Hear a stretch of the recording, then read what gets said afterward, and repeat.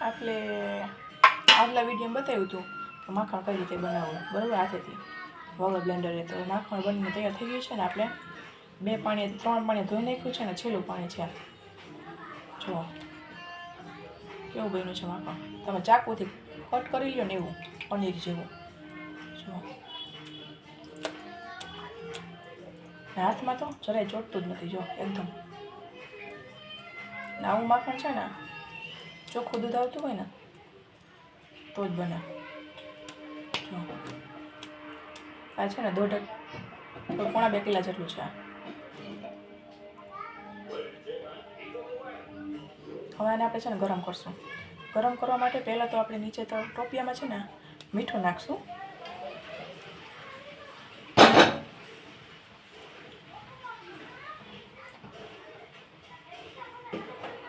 Gas ચાલુ કરીએ.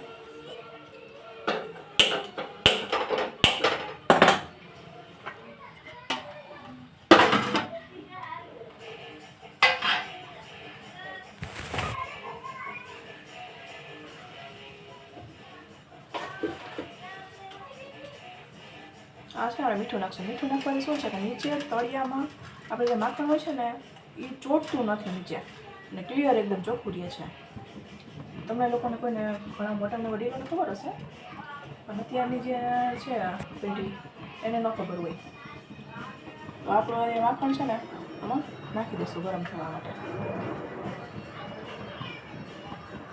આ જે ઘી થાય છે ને એ તમે છે ને ઘણાને ઘી નથી ભાવતું અત્યારના લોકોને, પણ આ ઘી ખાય ને એને લોકોને ખાઈ જાય. લાડવા તો બનાવવાની બીજા નંબરની વાત છે, એમને ખાઈ જાય. કે મારા હસબન્ડ છે ને એને રોજ સવારે વાટકીએ ઘી જોઈએ, માખણની ઘી જોઈએ, રોટલામાં બોરીને ઘી ખાય.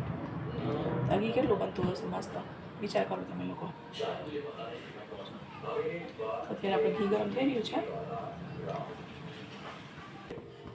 આપણું માખણ જે છે ને એ પીગળવા માંડ્યું છે. જો હવે એને આપણે ધીમે ધીમે હલાવતા રહેશું એટલે એકદમ ઘી મસ્ત બની જશે. પીગળવા માંડ્યું છે એકદમ.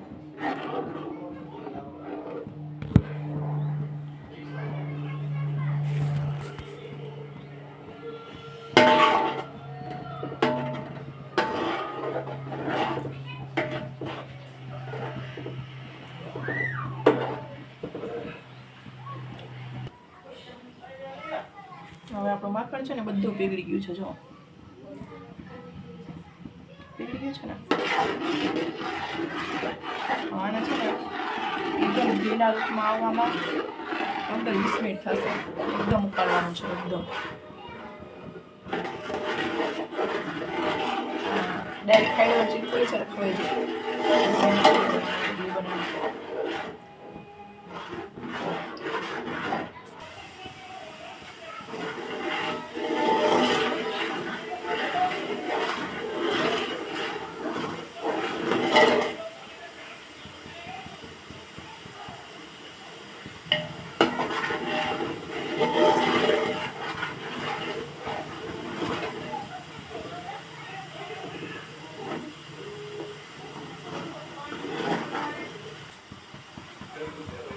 જો આપણે ઘીનો કલર છે ને એ પણ ચેન્જ થઈ ગયો છે.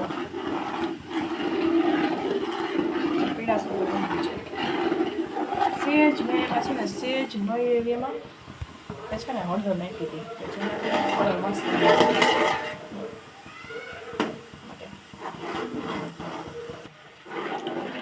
ચાલો તો આપણું ઘી બની ગયું છે.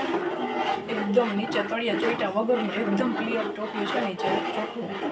એ તમને હમણાં બતાવું છું. એ પહેલાં મારી ચેનલને સબસ્ક્રાઈબ કરી દેજો અને બધાને શેર કરજો અને કમેન્ટ કરજો કે આ મીઠું નીચે નાખીને જે મેં બનાવ્યું છે ઘી નીચે ચોટતું નથી, કેવું લાગ્યું તમને બતાવું છું. જો આપણું ઘી બની ગયું છે ને એકદમ ચોખ્ખું. કેવું લાગ્યું? તો આપણે આને ડબરામાં નાખી લઈશું. જો અમારે 2 કિલોનો ડબરો છે. આમાં ઘી જ ભરું છું અને ઘીવાળું જ ભર્યું છે અને અત્યારે સાવ ખાલી છે. આપણે ઘીને આમ તો ડબરામાં નાખી લઈશું. ટોપિયું મોટું છે ને એટલા માટે બહુ થતું નથી.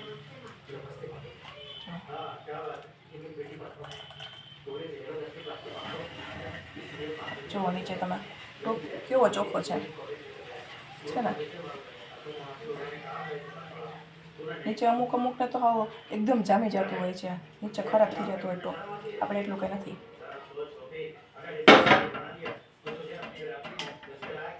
મારે આમાં 1.5 કિલો જેવું ઘી થયું છે, તમે જોઈ શકો છો.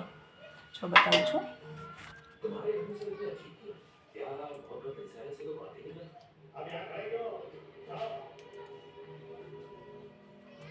મારો વિડીયો કેવો લાગ્યો તમને જરૂરથી કમેન્ટમાં જણાવજો અને સબસ્ક્રાઈબ કરવાનું ભૂલતા નહીં અને બધાને શેર કરજો. જય દ્વારકાધીશ, જય માતાજી. અને આગલા વિડીયો જોવા માટે અમારી રાહ જોજો.